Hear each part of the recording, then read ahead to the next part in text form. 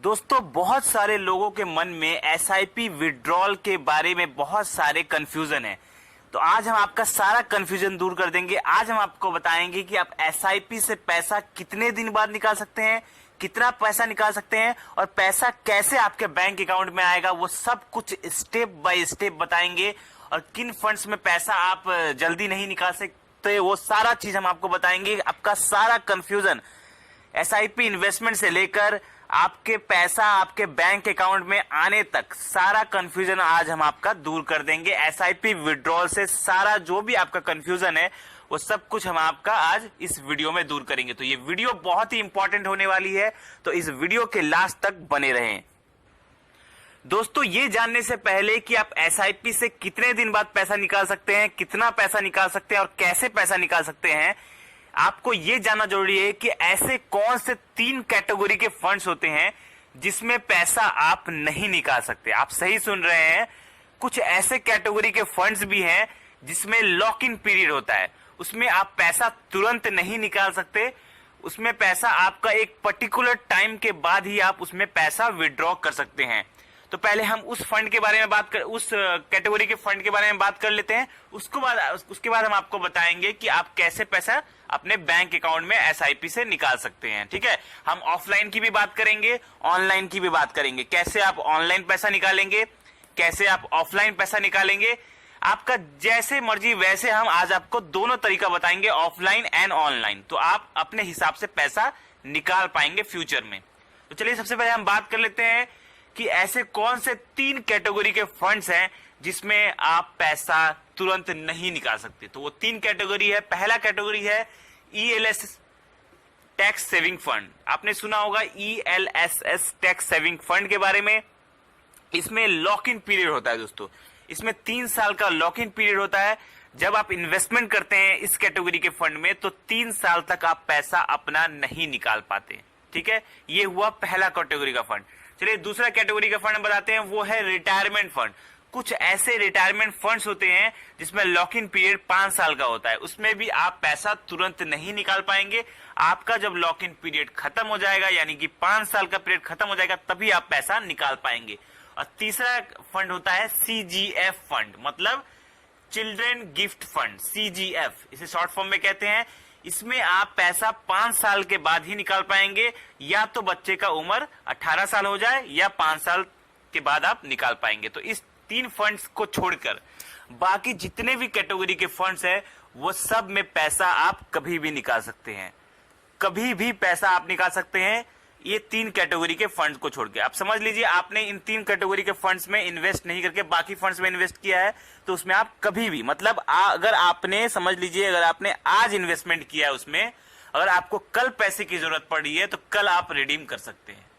मतलब जब आप चाहें तब आप रिडीम कर सकते हैं, लेकिन इसका भी एक मेथड होता है। ऑफलाइन मेथड भी है, ऑनलाइन मेथड भी है। अगर आप ऐप से कर रहे हैं उसका मेथड भी है, अगर आप बैंक से कर रहे हैं उसका अलग मेथड है, अगर आप किसी एडवाइजर को पकड़कर उसके थ्रू करते हैं तो उसका अलग मेथड है। सारे मेथड हम आपको स्टेप बाय स्टेप बताएंगे कि कैसे पैसा आपके बैंक अकाउंट तक पहुंचेगा जब आप रिडीम करेंगे तो आप एसआईपी से। तो ये 3 फंड्स को छोड़कर अगर आप किसी भी फंड में इन्वेस्ट कर रहे हैं तो आप पैसा कैसे निकालेंगे। अगर आप ऐप से करते हैं, समझ लीजिए आज के टाइम पे मार्केट में बहुत सारे ऐप, पहले हम ऑनलाइन बात कर लेते हैं उसके बाद ऑफलाइन जाएंगे। तो आज के टाइम पे मार्केट में बहुत सारे ऐप्स है, grow app, up stock, angel one, phone पे, ईटी मनी, बहुत सारा ऐप है। इन सब ऐप्स में से अगर आप एसआईपी करते हैं तो आप क्या करेंगे, आप पैसा कैसे विड्रॉ करेंगे। आप उन ऐप में जाएंगे, जिस फंड में आपने इन्वेस्ट किया है उसको आप चूज करेंगे। वहां पर चूज करने के बाद उसमें ऑप्शन आता है नीचे में रिडीम का, उस रिडीम पे क्लिक करेंगे। जैसे ही आप रिडीम पे क्लिक करेंगे तो आपके registered mobile number and registered email ID पर आपको एक ओटीपी जाएगा, 6 डिजिट का ओटीपी जाएगा। वो ओटीपी जैसे ही आप डालेंगे तो आपका रिडीम्शन प्रोसेस डन हो जाएगा और पैसा आपके बैंक अकाउंट में 3 दिन के अंदर अंदर आपके बैंक अकाउंट में आ जाएगा। 3 वर्किंग डेज, मतलब सैटरडे और संडे छोड़कर जो 3 वर्किंग डे होगा उसमें आपका पैसा आपके बैंक अकाउंट में आ जाएगा 3 दिन के अंदर। लेकिन ध्यान रहने वाली एक बात है कि वो पैसा वही उसी बैंक अकाउंट में जाएगा जिस बैंक अकाउंट के थ्रू आपका एसआईपी कट रहा है। मतलब उस ऐप में जो आपका रजिस्टर्ड अकाउंट है, बैंक अकाउंट रजिस्टर्ड किया हुआ है, जिस ऐप से आप कर रहे हैं, अगर आप ग्रो ऐप में कर रहे हैं तो उसमें आप देखिएगा जिस बैंक से आपका एसआईपी कट रहा है, रजिस्टर्ड है उस ऐप में, उसी बैंक अकाउंट में आपका पैसा आएगा।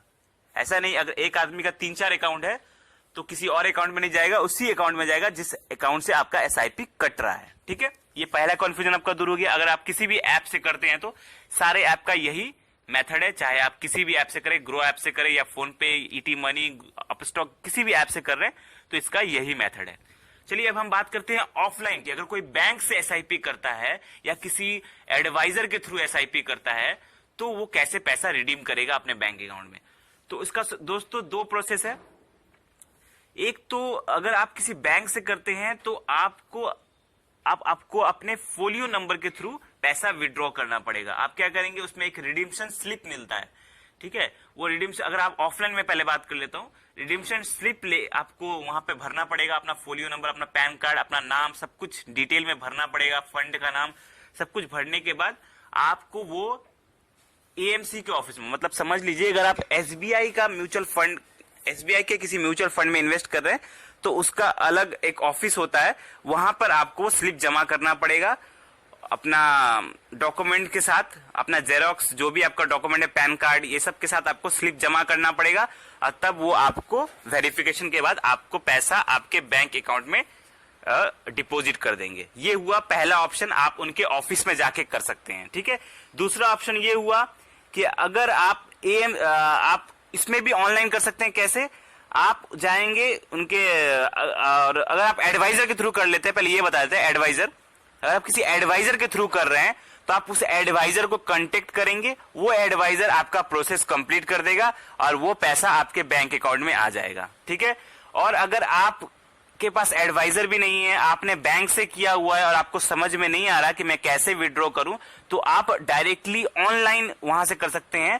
आप क्या करेंगे, समझ लीजिए अगर आपका कोई म्यूचुअल फंड हाउस, जैसे कि आपने अगर एसबीआई का किया है या एचडीएफसी का किया है, तो उनका एक वेबसाइट होता है जो कि आपको गूगल पे मिल जाता है। वो वेबसाइट पे आप लॉगिन करेंगे अपने फोलियो नंबर, अपना फोलियो नंबर के थ्रू, जो आपका फोलियो नंबर होता है, जब आप एसआईपी करते हैं तो आपके मेल पर फोलियो नंबर आता है, आपने ध्यान दिया होगा, अलग अलग डिजिट का लोगों का अलग अलग फोलियो नंबर होता है। वो फोलियो नंबर के थ्रू आप लॉगिन करेंगे। लॉगिन करने के बाद आप अपना पैन कार्ड और फोलियो नंबर के थ्रू लॉगिन करके आप पैसा विड्रॉ करेंगे वहां से और वो पैसा आपके बैंक अकाउंट में आ जाएगा। ठीक है, और अगर आपने बाई चांस फोलियो नंबर भी अगर आपका गुम हो चुका है, अगर आपके पास फोलियो नंबर भी नहीं है, तो आपको फिर उनके वेबसाइट पर जाकर अपना पैन कार्ड के थ्रू लॉगिन करके वहां पर अपना वेरिफिकेशन करवाना होगा कि हाँ ये पैन कार्ड का आदमी हूं मैं और मेरा ये म्यूचुअल फंड था, मेरा फोलियो नंबर नहीं है पता मुझे। तो वो लोग आपको वेरिफिकेशन के बाद आपको फोलियो नंबर देंगे और उसके बाद आप उस फोलियो नंबर से लॉगिन करके पैसे निकाल सकते हैं। तो अगर आपका फोलियो नंबर गुम भी हो जाता है तो भी आप पैसे निकाल पाएंगे, इसमें कोई कंफ्यूजन नहीं है।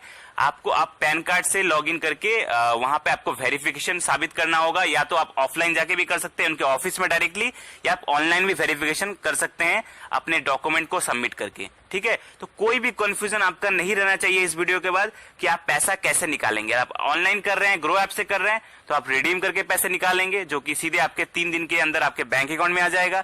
अगर आप बैंक से कर रहे हैं तो आपको रिडीम्पशन स्लिप भर के सबमिट करना पड़ेगा उनके ऑफिस में, तो आपके पैसा बैंक अकाउंट में आ जाएगा वेरिफिकेशन के बाद। अगर आप किसी एडवाइजर के थ्रू कर रहे हैं तो आपको एडवाइजर को कांटेक्ट करके उनसे बात करना पड़ेगा, वो रिडीम्पशन आपके करवा देंगे। और अगर आप ना एडवाइजर से कर रहे हैं ना बैंक से कर रहे हैं, डायरेक्टली कर रहे हैं, तो आपको उनके एएमसी के वेबसाइट पर लॉगिन करना पड़ेगा अपने फोलियो नंबर से, और लॉगिन करने के बाद आप पैसा रिडीम कर पाएंगे। अगर फोलियो नंबर गुम भी हो जाता है तो आप अपना पैन कार्ड के थ्रू वहां पर अपना वेरिफिकेशन करवाएंगे उस वेबसाइट पर या ऑफिस पर जाकर, और उसके बाद आप फोलियो नंबर के थ्रू पैसा विड्रॉ कर पाएंगे। तो आई होप आपका कंफ्यूजन सारा दूर हो गया होगा रिडेम्पशन के लिए। अगर कोई भी स्टिल कंफ्यूजन आपको लग रहा है तो आप हमें कमेंट करिए, हम इसका आंसर देंगे।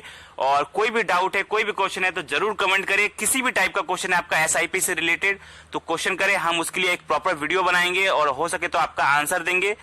और आई होप आपको समझ में आया होगा वीडियो अच्छा लगा तो लाइक करें और ऐसे ही जबरदस्त फाइनेंशियल वीडियो पाने के लिए हमारे चैनल को सब्सक्राइब करें। धन्यवाद।